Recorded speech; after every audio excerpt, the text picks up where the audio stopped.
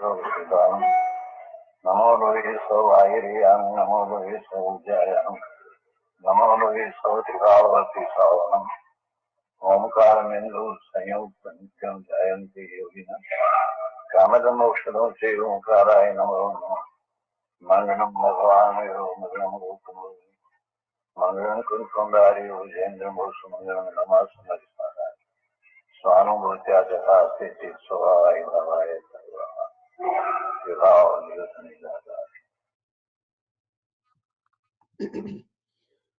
ओम नमो लोहे सर्वत्रिकावर्ती अर्यंताणम। ओम नमो लोहे सर्वत्रिकावर्ती सिद्धाणम। ओम नमो लोहे सर्वत्रिकावर्ती आर्याणम। ओम नमो लोहे सर्वत्रिकावर्ती वज्जायणम। ओम नमो लोहे सर्वत्रिकावर्ती सावणम। ओंकारं बिंदु संयुक्तं नित्यं ध्यायन्ति योगिनं कामदं मोक्षदं चैव ओंकाराय नमो नमः। नमः समय साराय स्वानुभूत्या चकासते चित्स्वभावाय भावाय सर्वभावान्तरच्छिदे अज्ञानतिमिरन्धनं ज्ञानाञ्जनशलाकया चक्षुरुन्मिलितं येन तस्मै श्रीगुरुवे नमः। तीर्थंकरो जगतना जयवंतवर्तो ओंकारनाद जिननो जयवंतवर्तो जिनना समो शरण सौ जयवंतवर्तो ने तीर्थचार जगमा जयवंतवर्तो नमो ए तीर्थनायक ने नमो ओंकारनादने ओंकार संगर्यो तेने नमो ते श्री कुंद कुंदने अहो उपकार जिन वरनो कुंद नो ध्वनि दिव्यनो जीन कुंद ध्वनि आप्या अहो ते गुरु काननो अहो ते भगवती मातनो ध्रुव अचल ने अनुपम गति पामेल सर्वे सीधन वंदी कहो सुत केवली भाषित आसमय प्राव्रत अरे हूँ एक शुद्ध सदा अरूपी ज्ञान दर्शनमय खरे कई अन्य ते मारू जरी परमाणु मात्र नथी अरे जम नेत्र तेमज ज्ञान नथी कारक नथी वेदक अरे जाने जकर मोदय निरजरा बंद तेमज मोक्ष ने। ओम नमो सिद्धेभ्यो ओम नमो सिद्धेभ्यो ओम श्री शुद्धात्माने नमः। जय जिनेन्द्र। तो टुडे इज December 8, 2016 થર્સડે અને આપણે પંચાસ્તિકા આપણી પર જે સ્વાધ્યાય ચાલે છે તો એમાં આપણે આગળ વધીએ. તો પંચાસ્તિકાના સ્વાધ્યાયની અંદર આપણે 10.71 થી 73 ગાથાની અંદર આપેલા છે અને 10 પોઈન્ટમાંથી આપણે 6 પોઈન્ટ પૂરા કર્યા છે. આજે 7મો પોઈન્ટ લેવાનો છે. તો કયા કયા પોઈન્ટ છે એ ક્વિકલી જોઈ અને આપણે 7મા પોઈન્ટ પર આવી જઈએ. તો let me have the slide.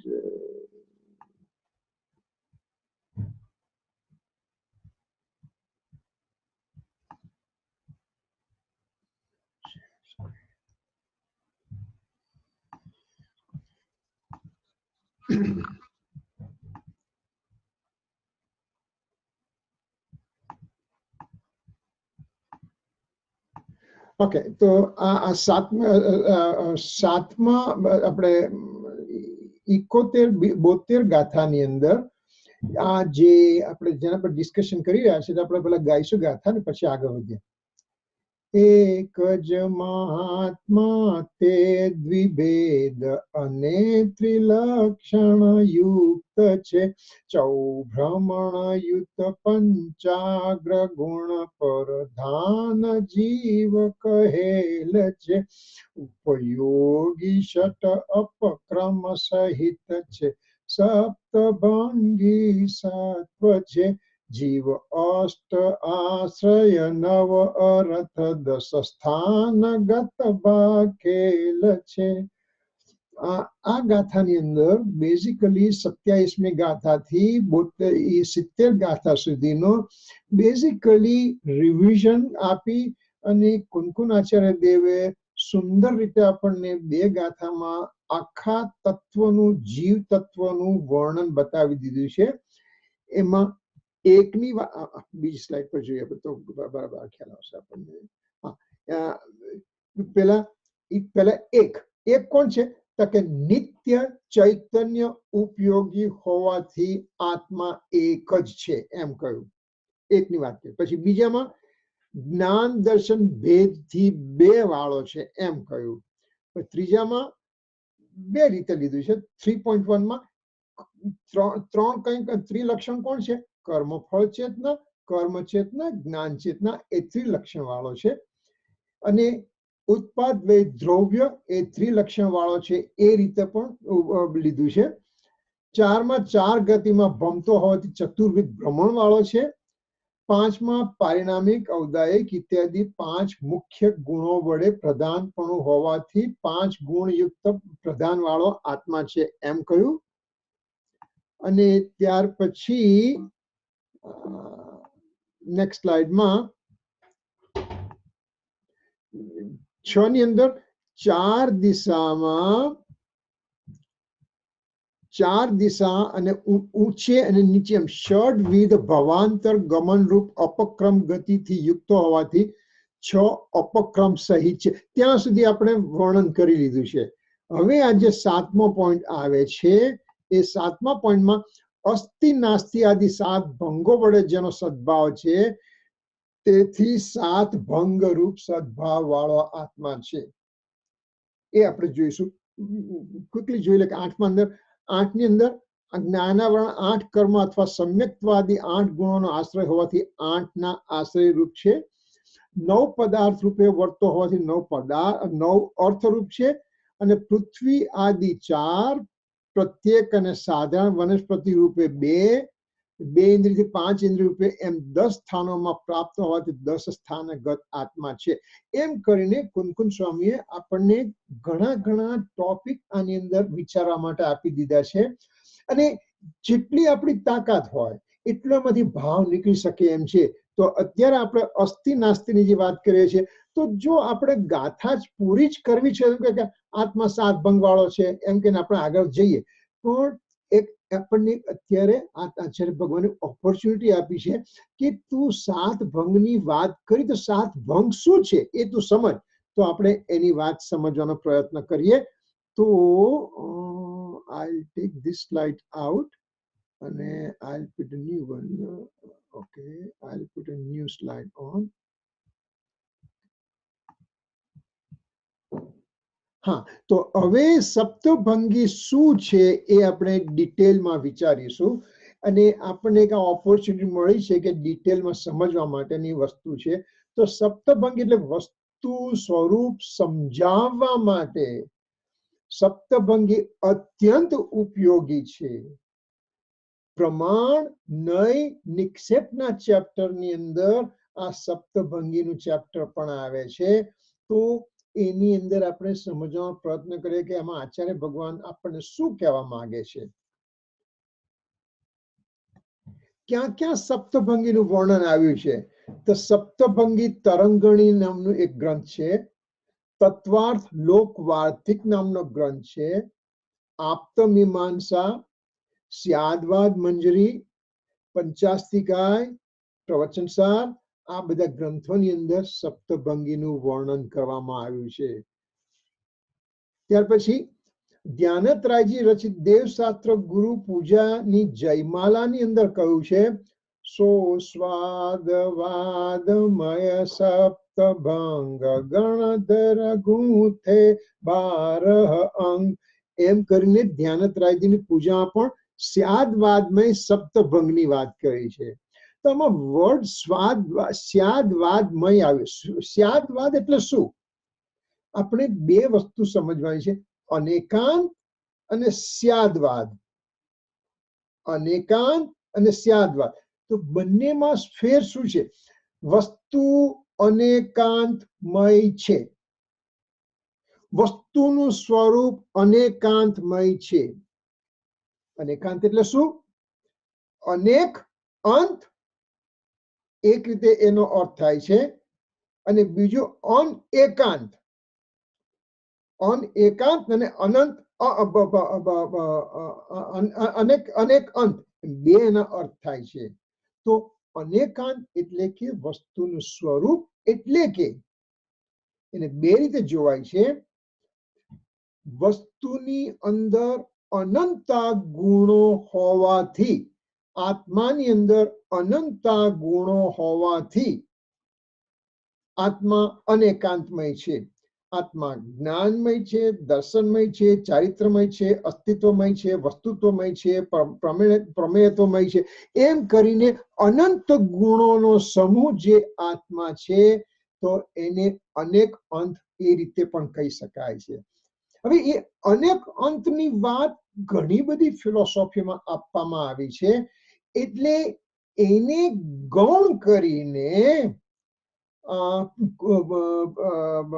અમૃતચંદ્ર Acharya દેવે સમયસારમાં 415 ગાથાની અંદર ટીકા કર્યા પછી એક સર્વ વિશુદ્ધ જ્ઞાન અધિકાર નામનો પોતે એક નવો ગ્રંથ, પોતે ટીકા લખી છે. એમાં અનેકાંત ચેપ્ટરની વાત આવી છે. અનેકાંત ચેપ્ટરની વાતમાં અમૃતચંદ્ર આચાર્ય દેવે શું કહ્યું કે આત્માના અનેક ધર્મો છે, અનેક ગુણ. એની વાત મને નથી કહેતી, બધાને ખબર છે. 415 ગાથા સાંભળતા એ બધી ખબર પડી ગઈ. પણ આત્માની અંદર એક સાથે બે વિરુદ્ધ ધર્મોનું રહેવું, એનું નામ અનેકાંત કહ્યું. અનેકાંત, એકાંત નહીં પણ અનેકાંત, એટલે એકાંત નહીં, એને અનેકાંત કહ્યું. ફરીથી અનેકાંતની ડેફિનેશન જે પ્રચલિત છે, એની અંદર એક દ્રવ્યમાં એક સાથે બે વિરુદ્ધ ધર્મોનું રહેવું, એનું નામ અનેકાંત કહ્યું. અને આ ડેફિનેશન બહુ જરૂરી છે, જે કોઈ જગ્યાએ બીજી કોઈ ફિલોસોફીમાં આ રીતની ડેફિનેશન આપવામાં આવી નથી. દાખલા તરીકે બે વિરુદ્ધ ધર્મ એટલે શું? તો કે નિત્ય ધર્મ અને અનિત્ય ધર્મ. આત્મા દ્રવ્ય નિત્ય છે, પર્યાયે પલટાય. આત્મા દ્રવ્ય નિત્ય છે, પર્યાય પણ. તો એક નિત્યપણું છે, અનિત્યપણું છે. એ બંને વસ્તુ એક જ આત્મામાં એક સાથે વિરુદ્ધ ધર્મોનું રહેવું, એનું નામ અનેકાંત. હવે એ અનેકાંતની ડેફિનેશન એક અને અનેક. આત્મા એક છે, આત્મા અનેક છે. કઈ રીતે આત્મા અનેક? એક આત્મા કઈ રીતે એક છે? તો કે દ્રવ્યથી આત્મા એક છે, પણ ગુણથી જુઓ તો આત્માની અંદર અનંત ગુણો છે. એટલે આત્મામાં અનેકપણું પણ છે. એકપણું અનેકપણું એક સાથે રહેલું છે. તત અતતપણું. તત એટલે હોવું, અતત એટલે નહીં હોવું. આત્મા પોતે પોતાથી હોવારૂપ છે. આત્મા પર પદાર્થથી નહીં હોવારૂપ છે.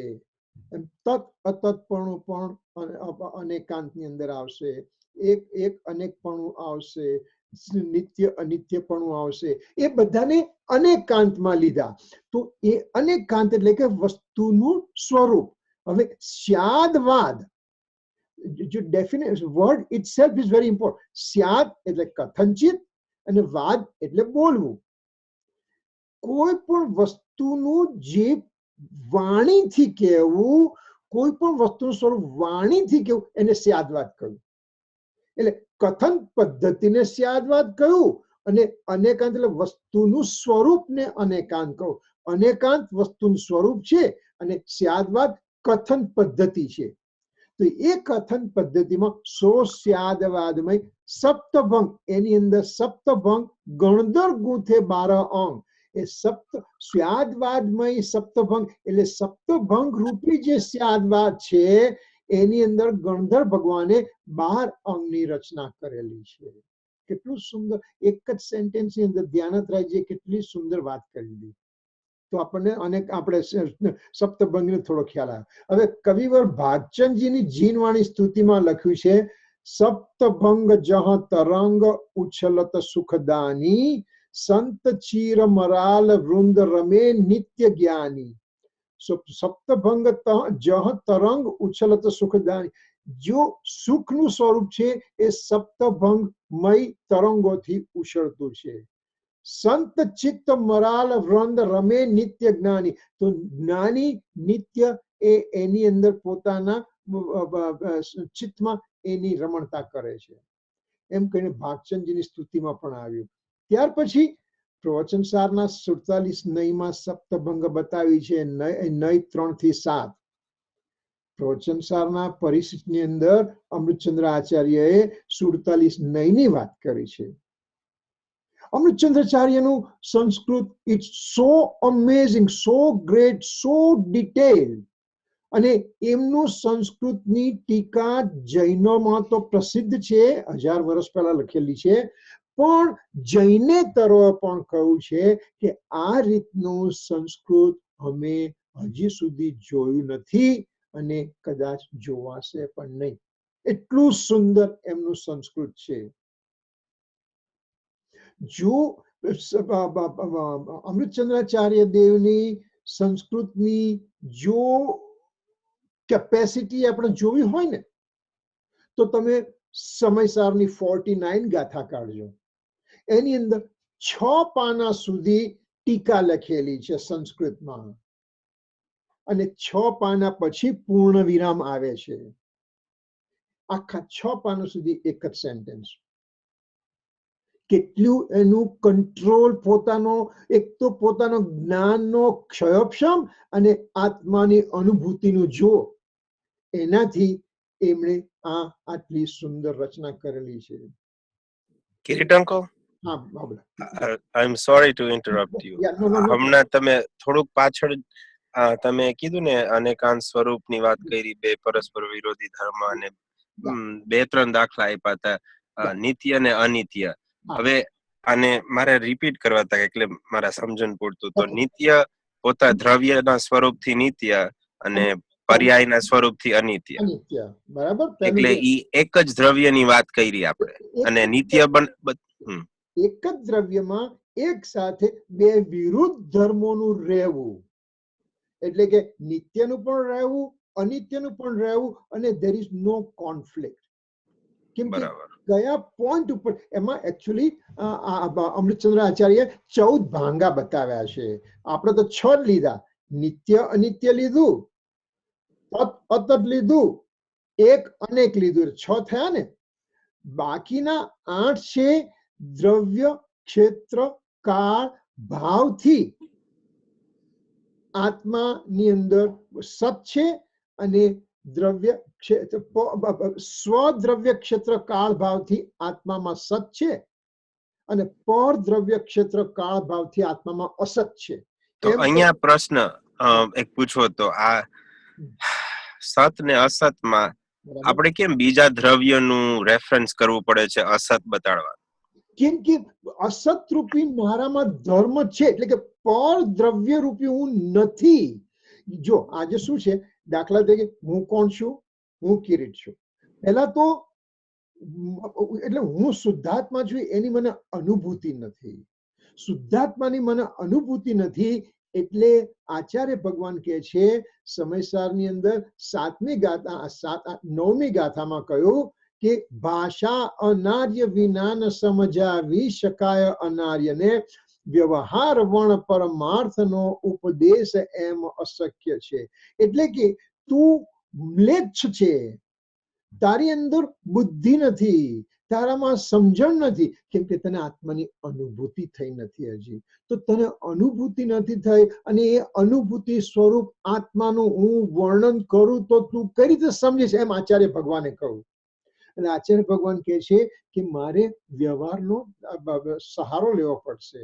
વ્યવહારનો સહારો લેવો પડશે એટલે શું કહે છે કે જો ભાઈ, તું ક્રોધ કરે છે? તો કે હા. કોણ કરે છે? હું પોતે કરું છું. તો કે ક્રોધ તારું સ્વરૂપ નથી. નાસ્તિથી કહું, તું માન કસાય કરે છે? હા કરું છું. માન કસાય તારું સ્વરૂપ નથી. તું માયાચાર કરે છે? તું લોભ કરે છે? તું રાગ કરે છે, તું દ્વેષ કરે છે, તું અજ્ઞાન કરે છે, તું મિથ્યા, તો એ સ્વરૂપ તારું નથી એમ કરીને નાસ્તીથી કહ્યું. હવે દાખલા તરીકે હું એમ કહું કે હું કોણ છું? હું ચિરાગ નથી, હું મહેન્દ્ર નથી, હું સંધ્યા નથી, હું વિભૂતિ નથી, હું આખી દુનિયા નથી એમ કહ્યું. ભાઈ તું નથી નથી કહ્યું, તું છે કોણ? કે હું કિરીટ છું. એટલે કે અસ્તિત્વ હું કિરીટ છું, નાસ્તિથી આ બધું નથી. કેમ કે મને હજી નાસ્તિ ધર્મની જ અનુભૂતિ થઈ છે અનાદિકાળથી. ક્રોધ માન માયા લોભ રાગ દ્વેષ અજ્ઞાન મિથ્યાત્વની જ અનુભૂતિ મને થઈ છે. એટલે આચાર્ય ભગવાન પહેલા તને એમ કહે છે કે તું એ નથી, અને નથી તો તું કોણ? કે તું શુદ્ધ સ્વરૂપી છે. એમ કઈ અસ્થિ નાસ્તિ ત્યાં લીધી. એવી રીતે અસ્થિ નાસ્તિ થી તત અતત લીધું અને સત અસત લીધું. એ રીતે આપણને વાત કરવામાં આવી છે. કેમ કે જેની અનુભૂતિ મને અનાદિકાળથી છે એનાથી આચાર્ય ભગવાન શરૂઆત કરે છે. આચાર્ય ભગવાનને અનુભૂતિ થઈ ગઈ છે એટલે એમને કોઈ જરૂર નથી આ બધી. પણ ઉપદેશાત્મક શૈલીની અંદર તને કોણ તું છે? અનાદિકાળથી તું વ્યવહારમય છે, તો તું વ્યવહાર નથી એ પહેલા નક્કી કરાવીને કોણ છે તું? તું નિશ્ચય છે એમ કહ્યું. એમ કરીને આપણને પરદ્રવ્યનો સહારો લઈને પરદ્રવ્ય કઈ રીતે છોડવાનું છે, અને પરદ્રવ્યને છોડવાનું પણ નથી. જ્યારે તું સ્વનો સહારો લે છે તો પરની અસ્થિ રહેતી જ નથી. પણ ઉપદેશ બોધની અંદર આચાર્ય ભગવાન કહે છે કે તું રાગ છોડ. ભગવાન રાગ સ્વરૂપ હું છું જ નહીં. તો કે એ તો અમને ખબર છે, પણ તું હજી રાગી છે એટલે અમે તને એવો ઉપદેશ આપે કે તું રાગ છોડ. આજે ગુરુદેવનું 320 ગાથાના પ્રવચન સાંભળતા સાંભળતા એટલો સુંદર ન્યાય ગુરુદેવે આપ્યો કે દિલ ખુશ થઈ ગયું. ગુરુદેવે કહ્યું કે તારે રાગ છોડ, રાગ છોડ, રાગ છોડ, રાગ છોડ, એમ જે વ્યવહાર નહીંથી શાસ્ત્રમાં કહ્યું, પણ કે તું રાગ છોડતો જ નથી. કેમ થાય છે? આ મારી હાલની પર્યાયમાં રાગની ઉત્પત્તિ થઈ છે. હા, થઈ છે, થઈ છે, થઈ છે. હવે નેક્સ્ટ પર્યાયની અંદર મારું ધ્યાન શુદ્ધ આત્મા તરફ ગયું. શુદ્ધ આત્મા તરફ ગયું એટલે શુદ્ધ પર્યાયની ઉત્પત્તિ થઈ. શુદ્ધ પર્યાયની ઉત્પત્તિ થઈ ત્યારે રાગની પર્યાયની ઉત્પત્તિ ન થઈ. એને એવું કહ્યું કે તે રાગને છોડ્યો. રાગને તે છોડ્યો જ નથી, કેમ કે તે ગ્રહણ જ નહોતો કર્યો. એટલે ઉપદેશ શૈલીની અંદર તું રાગ છોડ, તું રાગ છોડ, તું રાગ છોડ, પણ સિદ્ધાંત શૈલીની અંદર તું રાગ સ્વરૂપ છે જ નહીં. એટલે કૃપાળુદેવે એમ કહ્યું છે કે તું ઉપદેશ પહેલા લે, ત્યાર પછી તું સિદ્ધાંત સમજ. ઉપદેશ બોધ પહેલા, ત્યાર પછી સિદ્ધાંત બોધ. ગુરુદેવ કહે છે નહીં, તું સિદ્ધાંત બોધ પહેલા સમજ. તું સિદ્ધાંત સમજીશ તો ઉપદેશ તને તરત સમજમાં આવશે. એટલે એટલા માટે ત્યાં પરનો સહારો લીધો. અને I'm so happy that at least you are thinking in a really great way you are thinking, you know. Kirit uncle, just one question. હું આમ કહી શકું કે સત ને અસત ની વાત કરતા હોય ત્યારે એક દ્રવ્ય આત્માની વાત થતી હોય ત્યારે દ્રવ્યની દ્રષ્ટિએથી સત, હું સત છું, અને પર્યાયની દ્રષ્ટિએથી હું અસત છું, એમ બોલાય કે ન બોલાય? એમ પણ કહી શકાય, ડેફિનેટલી કહી શકાય. એટલે જે દ્રવ્ય ક્ષેત્ર કાળ ભાવના જે ચાર સત ને અસત એના 8 ભાંગા કર્યા ને, એ 8 ભાંગા ત્યાં કર્યા, 8. અને પછી નિત્ય અનિત્યના 2 10, ત્યાર પછી એક અનેકના 2 12, અને તત અતતના 2, એમ કરીને 14 ભાંગા કર્યા છે અમૃતચંદ્ર આચાર્યએ. એટલે સમયસર પરિશિષ્ટની અંદર રેફરન્સમાં જોઈ લેવાનું છે, એની અંદર બહુ સરસ સમજાવ્યું છે. પણ બેઝિકલી આ 14 ભાંગા આ રીતે લીધેલા છે, અને એની અંદર આ સપ્તભંગીનું અંદર આવી જાય છે. તો હવે જયારે આપણે પ્રવચન સારની અંદર આવ્યા એટલે આપણા હતા ત્યાં અમૃતચંદ્રાચાર્ય દેવ પર કે એમણે સમય સારમાં 47 નયની વાત કરી, 47 શક્તિની વાત કરી અને પ્રવચન 47 નયની વાત કરી. ગુરુદેવ શ્રી એમનો દરરોજનો નિત્યક્રમ 175 બોલ કરતા હતા. ગુરુદેવ શ્રી આ દરરોજના નિત્યક્રમમાં 175 બોલ કરતા હતા. કયા કયા 175 બોલ? 24 ભગવાનના નામ, 5 બાલ યતિ બાલ બ્રહ્મચારી તીર્થંકરના નામ એટલે કે વાસુપૂજ્ય સ્વામી, મલ્લીનાથ, નેમિનાથ, પાર્શનાથ, મહાવીર સ્વામી, એમ 5 ભગવાન. ત્યાર પછી 6 અવ્યક્તના બોલ. 49 ગાથામાં સમેસાની અંદર 6 અવ્યક્તના બોલ આપેલા છે. ત્યાર પછી 10 બોલ શ્રીમદજીના એ છે કે સ્વદ્રવ્યની અંદર તું સ્વદ્રવ્યનો રક્ષક થા, સ્વદ્રવ્યનો વ્યાપક થા, સ્વદ્રવ્યનો ધારક થા, સ્વદ્રવ્યનો રમક થા, સ્વદ્રવ્યનો ગ્રાહક થા, સ્વદ્રવ્યની રક્ષણતા પ્રત્યે ત્વરાથી જોઈન્ટ થા, પરદ્રવ્યની ધારકતા ત્વરાથી તજો, પરદ્રવ્યની રમણતા ત્વરાથી તજો, પરદ્રવ્યની ગ્રાહકતા ત્વરાથી તજો, એમ કહીને શ્રીમદજીના 10 બોલ લીધા. ત્યાર પછી 16 ની અંદર 1 થી 16 સમયસારની ગાથા પ્રાકૃતની અંદર ગુરુદેવ શ્રી દરરોજ રટણ કરતા હતા. નમઃ સમય સારાય સ્વાનુભૂત્યા ચકાસતે ચિત્ત સ્વભાવ ભાવાય સર્વભાવાંતર. એ તો અમૃતચંદ્રાચાર્યની મંગલાચરણ થયું, પણ ધ્રુવ અચલ ને અનુપમ ગતિ પામે ત્યાંથી 16 ગાથા સુધી. ત્યાર પછી 20 અલિંગ્રહણના બોલ ગુરુદેવ લેતા હતા. 20 અલિંગ્રહણના બોલ પ્રવચન સારમાં 172મી ગાથામાં છે. ત્યાર પછી 47 નય અને 47 શક્તિ એમ કરીને ટોટલ 175 બોલ સુધીનું ગુરુદેવ દરરોજ સવારે અને સાંજે રટણ કરતા હતા. તો આપણી પણ એક એવી ઈચ્છા ના થાય કે આપણે પણ એ બોલ આપણે મોઢે કરી લઈએ? સિમ્પલ છે. 24 ભગવાન નામ કોને ના આવડે? 5 બાલ્યદી તીર્થંકર નામ કોને ના આવડે? 47 નય, જયારે હું 47 શક્તિ, હું લાસ્ટ યર સોનગઢમાં હતો, 6 ને 7 વર્ષના બાળકો સ્ટેજ પર આવીને 47 શક્તિ ફટ ફટ ફટ ફટ બોલી જાય. આપણને શરમ આવે કે આપણને આપણી આટલી ઉંમરે આપણને ના આવડે અને એ બાળકને આવડે છે. તો આપણે પણ એવું તૈયારી કરવી જોઈએ. તમને જોઈતું હોય તો I'll just send it out reference book and you can start working on it and do it. It's doable. I do it every day. It is very important, very simple, and it just makes you feel so great કે મારા ગુરુ જે કરતા હતા એ જ હું કરું છું અને એમાંથી દરરોજ તમે જ્યારે કરો રટણ કરો તો નવા નવા ન્યાય તમારી અંદર ઉત્પન્ન થતા જશે.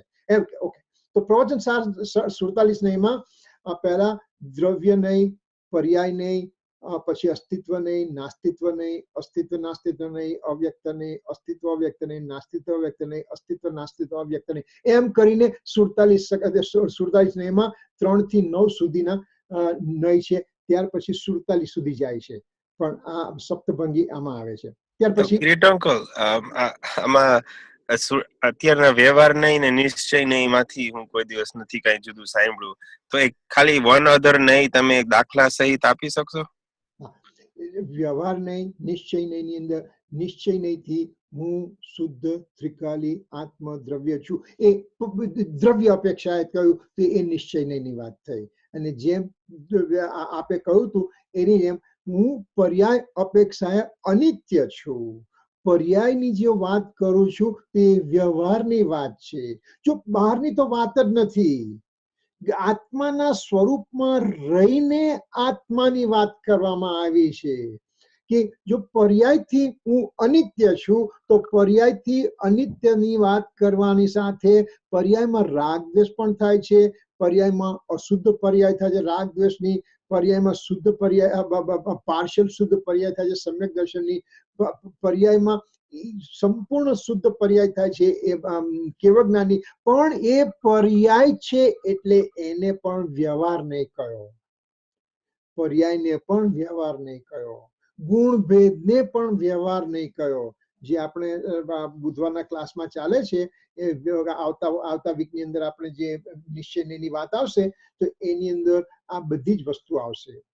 એટલે એક જ દ્રવ્યની અંદર તમારે બતાડવાનું છે, બહારની અંદર જવાની જરૂર નથી. આ ઘરથી હું અલગ છું એ તો બધાને ખબર છે. હું શરીરથી અલગ છું, હું મરું છું ત્યારે હું અનાદિ અનંત શુદ્ધ આત્મા તો એમને એમ જ છે. તો એ પણ મને થોડી ખબર પડે છે, પણ હું મારી પર્યાયથી પણ હું અલગ છું. પર્યાય મારામાં થતી હોવા છતાં પણ હું પર્યાયથી અલગ છું એમ માનવું, એના વ્યવહાર નહીં. એનો સિમ્પલ દાખલો કે મારા હાથમાં એક ફોડલો થયો છે. કોને ફોડલો થયો છે? મને થયો છે, મારા શરીરને. એટલે વ્યવહારથી વાત કરે, આ શરીર એટલે મને ફોડલો થયો છે. ફોડલો મને થયો છે, તો મારે રાખવો કે નહીં? મારે પંપાળવો કે નહીં દરરોજ? એની સરસ વ્યવસ્થા કરવી કે નહીં? એના પર પફ પાવડર ને બધું લગાડવું કે તૈયાર કરવો કે નહીં? એને કે નહીં, એને કાઢો ભાઈ, તારો છે ને, તારામાં થયો છે ને, કે મારામાં થયો છે, પણ એ કાઢવા લાયક છે. એવી રીતે મારી અંદર રાગ દ્વેષ થાય છે. કોનામાં થાય છે? મારામાં થાય છે. કોની જવાબદારી છે? મારી જવાબદારી. તો રાખવી કે નહીં? રાગ દ્વેષ રાખવા કે નહીં? એને કાઢો, રાગ દ્વેષ ને કાઢો. અરે એક સમયની પર્યાયને પણ ગૌણ કરો. જો વ્યવહાર નહીં કહો એટલે કે પર્યાયની હસ્તી સ્વીકારીને એને ગૌણ કરવાની છે. એની અસ્થિ સ્વીકારીને એને ગૌણ કરવાની છે. તો એને આપણે વ્યવહાર નહીં કહીશું. બરાબર છે? કિરીટ અંકલ, આઈ મેન્ટ કોઈ ત્રીજો નહીં નો દાખલો નિશ્ચય ને વ્યવહાર સિવાય. પછી આપણે એ આવશે, આપણે નામ નહીં, સ્થાપના નહીં, દ્રવ્ય નહીં, ભાવ નહીં, સાધારણ નહીં, અસાધારણ નહીં, નિત્ય નહીં, અનિત્ય નહીં. ત્યાર પછી આવશે સર્વગત નહીં, અસર્વગત નહીં. પછી આવશે શૂન્ય નહીં, અશૂન્ય નહીં, સામાન્ય નહીં, વિશેષ નહીં, નિયતિ નહીં, અનિયતિ નહીં, જ્ઞાન નહીં, અદ્વૈત નહીં, જ્ઞાન દ્વૈત નહીં. ત્યાર પછી આવશે કાળ નહીં, અકાળ નહીં, પુરુષકાર નહીં, દૈવત્વ નહીં, ઈશ્વર નહીં, અનિશ્વર નહીં, ગુણી નહીં, અગુણી નહીં, જ્ઞાન નહીં, ક્રિયા નહીં, કર્તૃત્વ નહીં, અકર્તૃત્વ નહીં, ભોક્તૃત્વ નહીં, અભોક્તૃત્વ નહીં, વ્યવહાર નહીં, નિશ્ચય નહીં, અશુદ્ધ નહીં, શુદ્ધ નહીં. આ 47 નહીં થઈ ગયા તમારા. બરાબર? તો અને હું તને I'll send out after the class, I'll send out the book. અને એની અંદર એક એક લાઈનમાં બહુ જ સુંદર સમજાવ્યા છે ને, તો એ સમજવા જેવા છે. બરાબર છે? ઓકે. ત્યાર પછી 85 ગાથા 14 ની અંદર પણ એમાં કહ્યું છે કે છે અસ્તિ નાસ્તિ ઉભય તેમ અવાચ્ય આદિક ભંગ જે આદેશવત તે સાત ભંગે યુક્ત સર્વે દ્રવ્ય છે. અસ્તિ નાસ્તિ ઉભય એટલે કે અસ્તિ નાસ્તિ ભેગું, અવાચ્ય, અવક્તવ્ય આદિ જે ભંગ છે, 7 ભંગ છે, તે 7 ભંગ યુક્ત સર્વે દ્રવ્ય છે. એમ કરીને 85 ગાથા 14 ની અંદર પણ બતાવ્યું છે. હવે 85 કાયની આમાં શું કહ્યું? શૈલીના પ્રયોગની આવશ્યકતા શું છે? સપ્તભંગી શૈલીની આવશ્યકતા શું? Why do you have to make things more complicated? As such, things are complicated and you are adding more and more complicated thing in it. Sure, idea is to confuse you. Why it's the idea is to confuse? જો તને confusion થશે તો એમાંથી રસ્તો કાઢવાનો તું પ્રયત્ન કરીશ તો તને ખબર પડશે કે મારું સ્વરૂપ શું છે અને મારા સ્વરૂપમાં હું કઈ રીતે જઈ શકે. તો ડોન્ટ વરી અબાઉટ ઇટ. હું કન્ફ્યુઝ થઈ ગયો છું એમ જ્યારે તું બોલીશ, ધેટ મીન્સ કે તું સાચા રસ્તે આવી ગયો છે. અને આ વસ્તુ બધી સમજવી પડશે. જો તને ન સમજવી હોય તો ગુરુદેવ પાસે જ્યારે બધા ગયા અને ભોળા લોકો ગયા અને એમણે કહ્યું, ગુરુદેવ તમે આ બધું આ સપ્તભંગી ને આપણે છ કારકો અને આ આપણે કારણ શુદ્ધ પર્યાય આ બધું કહો, અમને કઈ સમજ નથી પડતી. સિમ્પલ ની અંદર તમે અમને કોઈ રસ્તો બતાડી દો, સિમ્પલ શોર્ટકટ થી રસ્તો બતાડી દો. ગુરુદેવ કહો કે એ તને બતાડી દઈએ. શું કહ્યું ગુરુદેવ? સ્વથી વશ, પરથી ખસ, એટલું કરતો બસ, પૂરું થઈ ગયું તારું કાર્ય. સમયસાની 5મી ગાથામાં કુનકુન આચાર્ય દેવે કહ્યું કે એકત્વ વિભક્ત આત્માની હું વાત કરીશ, આત્મા સાથે એકત્વ, પરથી વિભક્ત એની હું વાત કરીશ. અને ગુરુદેવ કહ્યું સ્વથી વશ, પરથી ખસ, એટલું કરતો બસ. તો એટલું તું કરે તો તારું કાર્ય થઈ કેમ છે? સિંહને કઈ આ સપ્તભંગીની સપ્તભંગી વિશે જાણતો નહોતો, 6 કારક વિશે જાણતો નહોતો, નિશ્ચય વ્યવહારના ભાંગા જાણતો નહોતો સિંહ. પણ જ્યારે 2 આકાશ ગમન મુનિરાજ નીચે ઉતરીને જ્યારે એને ઉપદેશ આપ્યો કે તું શુદ્ધ આત્મા છે, તું શરીરથી અલગ છે, એ જીવ, એ સિંહ એની અત્યાર સુધીની જર્નીમાં આગળ વધતા વધતા વધતા વધતા એની યોગ્યતા પાકી ગઈ હતી. તો આ જ્યારે 2 ગુરુ મુનિરાજનું નિમિત્ત મળ્યું તો તરત ત્યાં એને સમ્યક દર્શન થઈ ગયું. સમ્યક દર્શન માટે તારે આ બધું જાણવાની જરૂર નથી, પણ આ રાજમાર્ગ છે. જ્યારે તું આ બધું સમજીશ તો જ તું આત્મા તરફ આવી શકે. નહીં તો તને બધા બહુ પ્રલોભનો છે ચારે બાજુ. હમણાં જ કોઈક વોટ્સઅપ ની અંદર મેસેજ આવ્યો હતો કે હિમાલયની અંદર બધા થોડા મુનિઓ જઈ રહ્યા છે, બધા તો જ્ઞાની મુનિઓ જઈ રહ્યા. તો કે કોઈ પૂછ્યું કે તમે કેમ હિમાલયમાં જાઓ? કે ભાઈ વોટ્સઅપ ની અંદર બધા એટલું બધું શીખી ગયા છે, એટલું બધું જ્ઞાન થઈ ગયું, તો હવે અમારી કઈ જરૂર નથી, એટલે હવે અમે હિમાલયમાં જતા રહીએ છીએ. એટલે તમને આપણી એવી દશા છે કે આપણે બધા ચારે બાજુથી પ્રલોભનો છે તે એની અંદરથી જવાનું છે, એમાંથી રસ્તો કાઢો. એટલે આ બધું જાણવું જ પડશે. જ્યાં સુધી હું નહીં જાણું ત્યાં સુધી મારી મુક્તિ નહીં થાય, ત્યાં સુધી સમ્યક દર્શન નહીં થાય. સમ્યક દર્શન નહીં થાય તો મુક્તિ નહીં થાય. મને સમ્યક દર્શન લેવું છે, આ સમજવું પડશે. તો સપ્તભંગી શું કહ્યું? કોઈ પણ વસ્તુના પ્રતિપાદન ન કરતા વખતે, કોઈ પણ વસ્તુના પ્રતિપાદન કરતા પ્રશ્ન ઉભો થાય છે કે શું વસ્તુનું સ્વરૂપ જ્યારે બતાડવામાં આવે ત્યારે પ્રશ્ન ઉભો થાય છે કે આ વસ્તુ સ્વરૂપનું કથન સંભવ છે કે નહીં? કૃપાળુદેવે શું કહ્યું 20મી ગાથાની અંદર, અપૂર્વ અવસરની અંદર? જે પદ શ્રી સર્વજ્ઞે દીઠ્યું જ્ઞાનમાં કહી શક્યા નહીં તે પણ શ્રી ભગવાન જો. કેમ ભગવાન કહી નહીં શક્યા? કારણ કે વાણીનું લિમિટેશન છે. તો વસ્તુ સ્વરૂપનું કથન સંભવ છે કે નહીં? તો કે જીનાગમમાં અનેક સ્થાને ભગવાન આત્મા વચનાતીત અને વિકલ્પાતીત કયો છે. એક ભાઈ મને મળ્યા, મને કે તમે મને આત્મા દેખાડો તો હું માનું. તો એને મારે કઈ રીતે કહેવું કે ભગવાન આત્મા વચનાતીત છે અને વિકલ્પાતીત છે? વચનાતીત તો સમજી ગયા કે ભાઈ વચનમાં નથી આવતું. વચનમાં બોલવાની અંદર આપણે આત્માનું સ્વરૂપ શું છે એમ કહી શકીએ, પણ જ્યાં સુધી અનુભવ નથી ત્યાં સુધી એ વચન પણ મને અંદર ઠરશે નહીં. પણ વિકલ્પાતીત એટલે શું?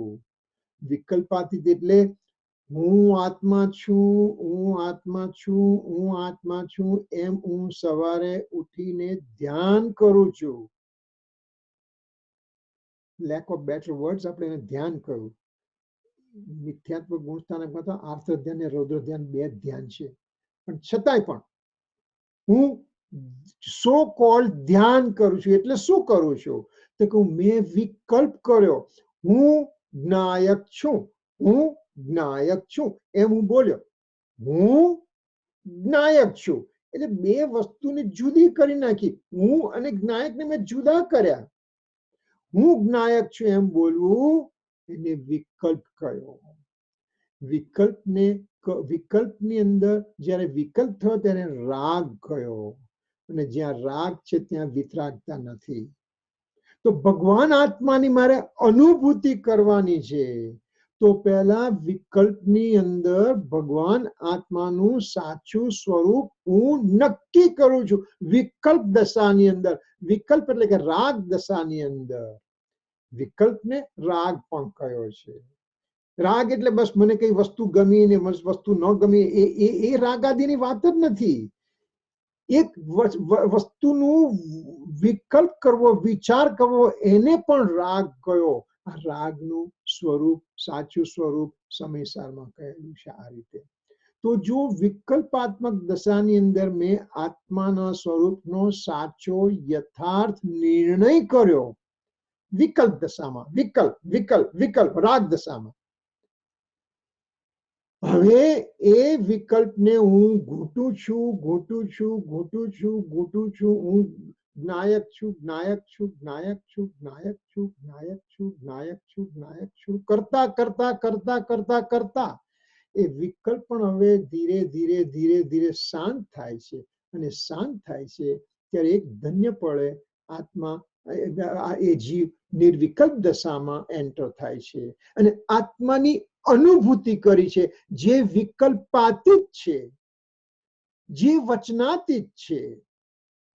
તો એનું મારે અનુભવ થયો ત્યારે એને સમ્યક દર્શન કહ્યું, ત્યારે નિર્વિકલ્પ દશા કહ્યું, ત્યારે એને શુદ્ધાત્માની અનુભૂતિ કહ્યું.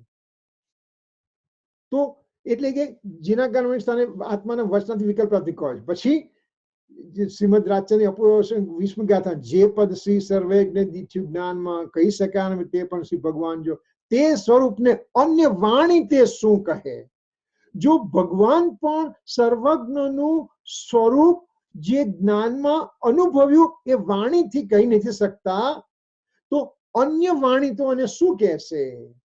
તો શું કહું, સુંદર રીતે આત્માનું સ્વરૂપ સમજાવી, અનુભવ ગોચર માત્ર રહ્યું તે જ્ઞાન જો.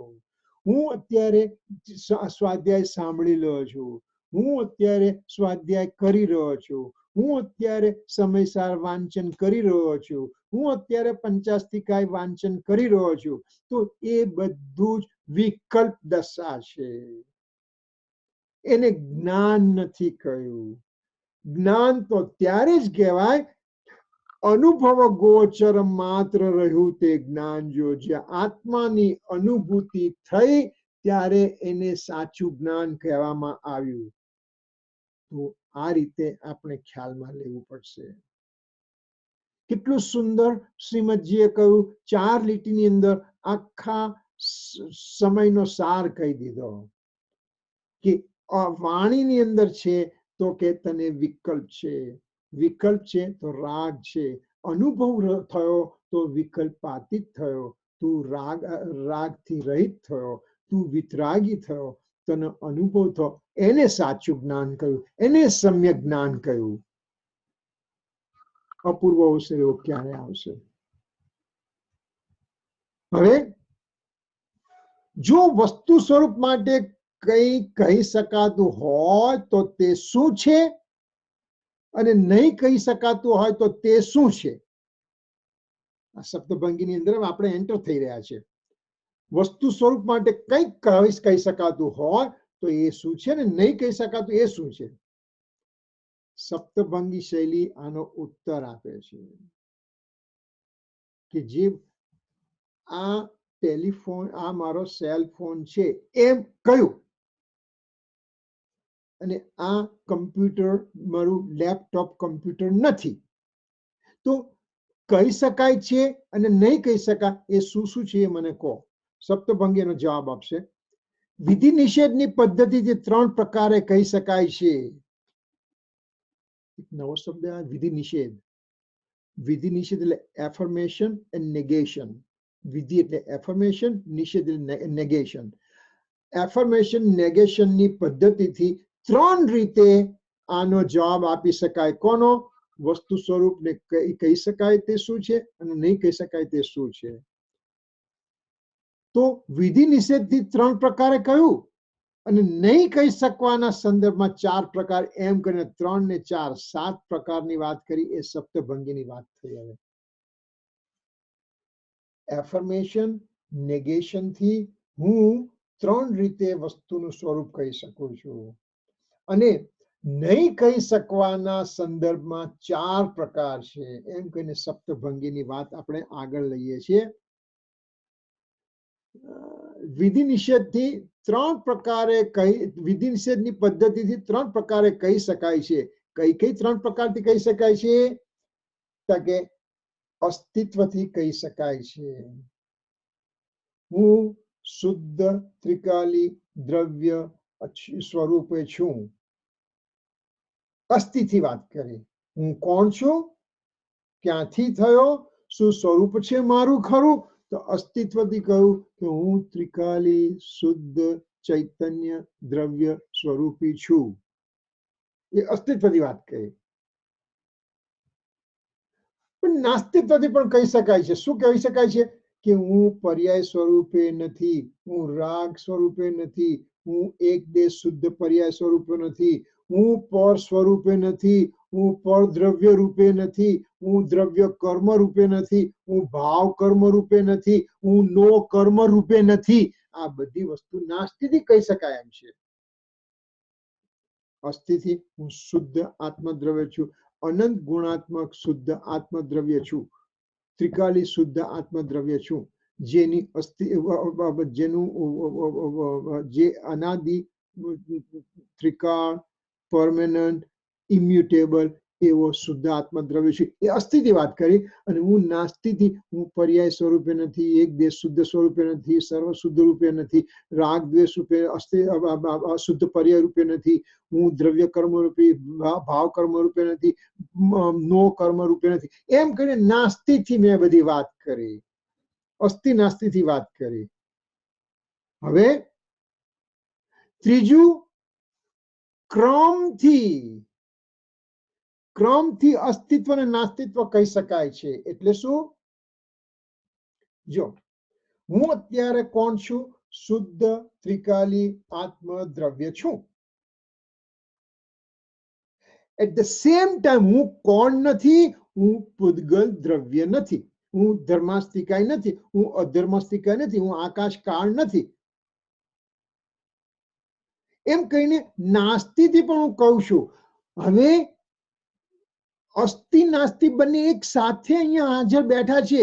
જ્યારે હું આત્મા છું, જ્યારે હું શુદ્ધ આત્મા છું, ત્યારે હું પર દ્રવ્ય સ્વરૂપે નથી. બંને એક સાથે છે, એક સાથે છે. પણ મારે કેવું હોય તો ક્રમથી કેવું પડે છે કે હું અસ્તિત્વ સ્વરૂપે છું અને હું નાસ્તિ સ્વરૂપે નથી. ફોર એક્ઝામ્પલ, હું પુરુષ છું, હું સ્ત્રી નથી. એમ ક્રમથી મેં કહ્યું. બે ભાંગા પડ્યા. હું પુરુષ છું, હું સ્ત્રી નથી. બે સમય ગયા. જ્યારે હું પુરુષ છું ત્યારે જ હું સ્ત્રી નથી. એ બંને એક સાથે છે. પણ ભાષાની લિમિટેશન હોવાથી એ વસ્તુને ક્રમથી કહી શકાય છે. બરાબર?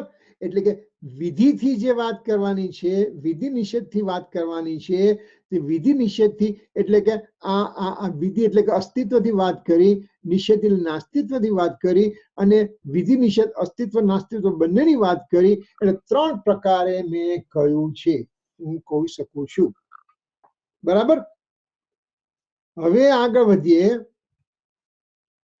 એટલે આ ક્રમથી બહુ નથી સમજાતું ડિસ્ટિંક્શન ક્રમથી અને અસ્થિ નાસ્તિ સમજાય છે, ક્રમ ક્યાં જુદું પડે છે કઈ રીતે? જો ક્રમ જ્યારે મારે કહેવું છે, જ્યારે મારે બોલવું, વસ્તુ સ્વરૂપ શું છે?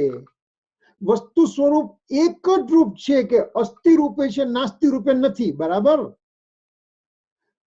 વસ્તુ સ્વરૂપ એવું જ છે કે એક જ સાથે એ અસ્તિત્વ રૂપે છે અને નાસ્તિત્વ રૂપે નથી. બરાબર? એક જ ટાઈમની અંદર, એક જ સમયની અંદર, રાઈટ? પણ જ્યારે મારે બોલવું છે તો બોલવાની લિમિટેશન થી મારે એનો ક્રમ પાડવો પડે છે કે હું અસ્તિત્વ રૂપે છું અને હું નાસ્તિત્વ રૂપે નથી. એટલે બે ટાઈમ થઈ ગયા. જ્યારે એ વસ્તુ એક જ સમયની અંદર છે, એક જ વખતે છે, પણ એને બે સેન્ટેન્સની અંદર કહેવામાં આવે છે. બે સેન્ટેન્સ એટલે બે સમય થઈ ગયા. એટલે બે સમયનો ભાગ પાડીને મારે અસ્તિત્વ નાસ્તિત્વ રૂપે હું નથી એમ કહેવાનો હું પ્રયત્ન કરી રહ્યો છું. એટલે મારી બોલવાની કેપેસિટીની અંદર બંને વસ્તુ નથી આવતી. એટલા માટે તીર્થંકર ભગવાનની વાણી ક્રમથી નથી. તીર્થંકર ભગવાનની વાણીમાં અક્રમથી છે. જેવું વસ્તુનું સ્વરૂપ છે એવું કમ્પ્લીટ રીતે એ વાણીમાં આવે છે. કઈ રીતે આવે છે? તો કે ભગવાનની વાણી નિરાક્ષરી કઈ છે.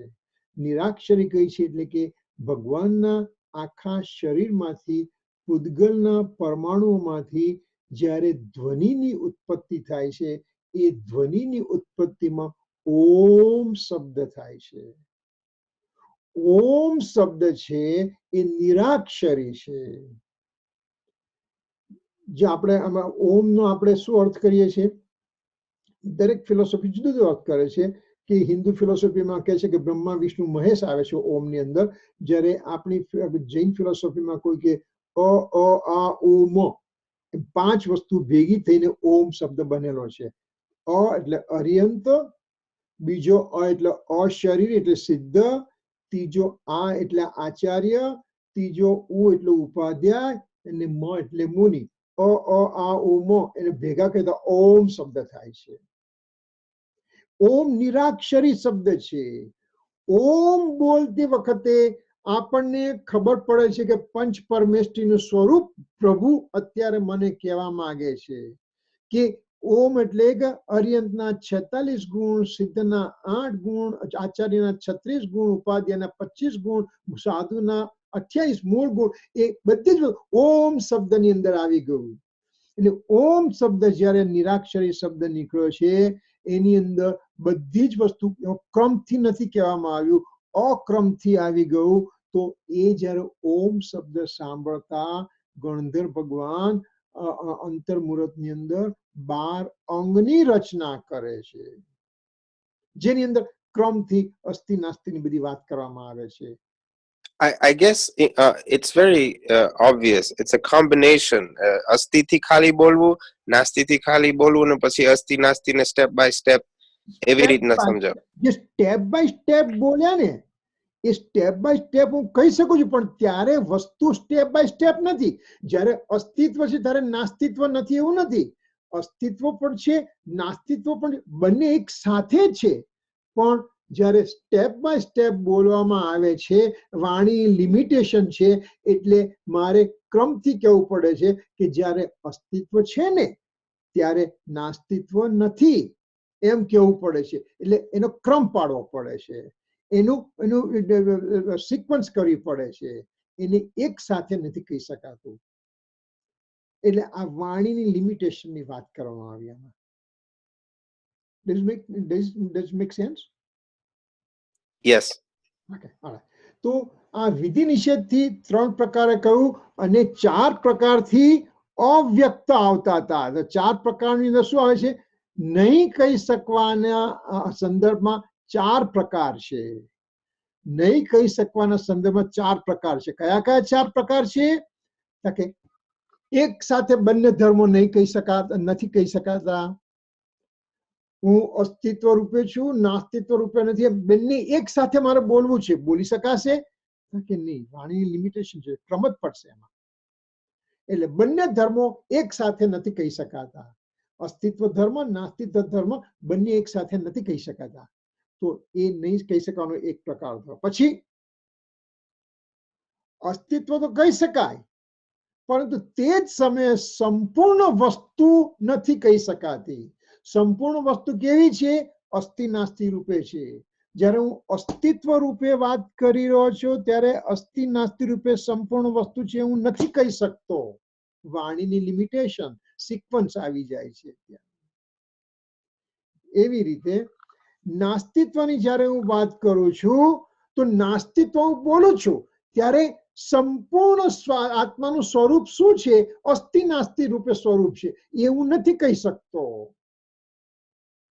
એટલે નાસ્તિત્વથી જ્યારે વાત કરું ત્યારે સંપૂર્ણ વસ્તુ નથી કહી શકતો.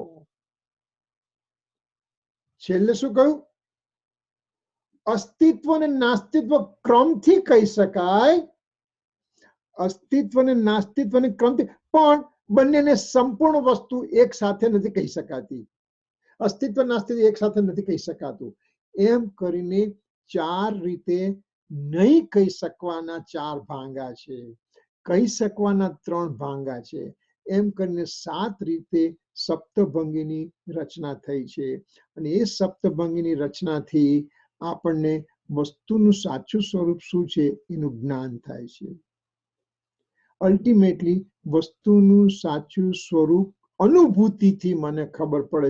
જ્યારે અનુભૂતિ થાય છે ત્યારે આ કોઈ ભાંગા અંદર રહેતા નથી. મને અભેદ રીતે આત્માની અનુભૂતિ થાય છે, અસ્તિત્વની અનુભૂતિ થાય છે, ત્યારે પરથી નાસ્તિત્વની અનુભૂતિ થાય છે. એ બધું એક એક અભેદ રીતે થાય છે. પણ જ્યારે હું બહાર આવીને વાત કરું છું તો વાણીની લિમિટેશન છે, મારે આના 7 ભાંગા કરવા પડે છે. એમ કરીને આપણે અત્યારે basically we put our feet wet in the 7 ભંગની સપ્તભંગીની અંદર. અને નેક્સ્ટ વીકમાં વિલ કન્ટિન્યુ ફર્ધર ડિટેલ. બહુ જ સુંદર રીતે આચાર્ય ભગવાને વર્ણન કરીને આપણને સમજાવવાનો પ્રયત્ન કર્યો છે. અને સમજી શકાય એવું છે. થોડુંક આપણા જ્ઞાનનો ક્ષોભ છે, એની સાથે આપણને રુચિ પણ થઈ છે. જ્ઞાનનો ક્ષોભ અને રુચિ એ બંનેના સંબંધથી આપણી પાત્રતા આગળ વધતી જશે. જેમ જેમ પાત્રતા વધતી જશે એમ એમ હું આત્મા તરફ નજદીક આવતો જઈશ. મોક્ષમાં પ્રકાશકની અંદર 7મા અધ્યાયની અંદર સમ્યક સન્મુખ મિથ્યા દ્રષ્ટિનું વર્ણન કર્યું છે. એક વખત આપણે જયારે ટાઈમ મળશે ત્યારે આપણે લઈશું. બહુ જ સુંદર રીતે આત્માની અનુભૂતિ કઈ રીતે થાય એનું મોક્ષમાં પ્રકાશકમાં વર્ણન કર્યું છે. અને એ જ વસ્તુનું વર્ણન આત્મસિદ્ધિની અંદર કૃપાળુદેવે પણ કર્યું છે. અને જુદી શૈલીથી કર્યું છે, પણ ભાવ એક જ છે. એટલે કે અનંત જ્ઞાનીઓનો એક જ મત છે અને એક અજ્ઞાનીના 1000 મત છે. એમ ત્યાં પ્રૂવ થાય છે. તો I think આપણો ટાઈમ થઈ ગયો છે. If there is any question, we can just talk about it. Any questions?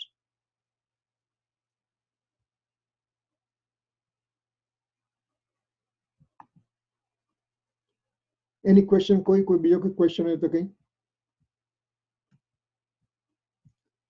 નથી તો આપણે અહીંયા ક્લોઝિંગ કરીશું. જાવાણી કે જ્ઞાન સે સૂજે લોકાલોક, સોવાણી મસ્તક નમો સદા દેત હું. નવ નમોકાર મંત્ર.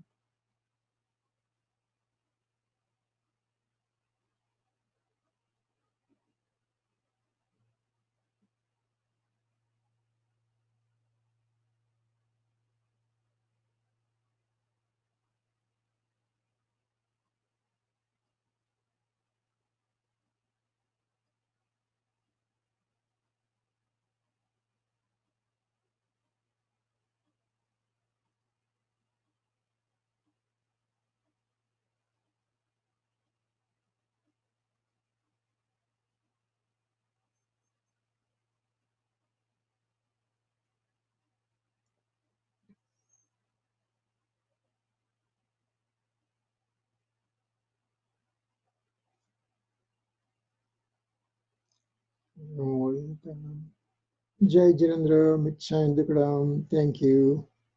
જય જય. We'll see you next week, okay?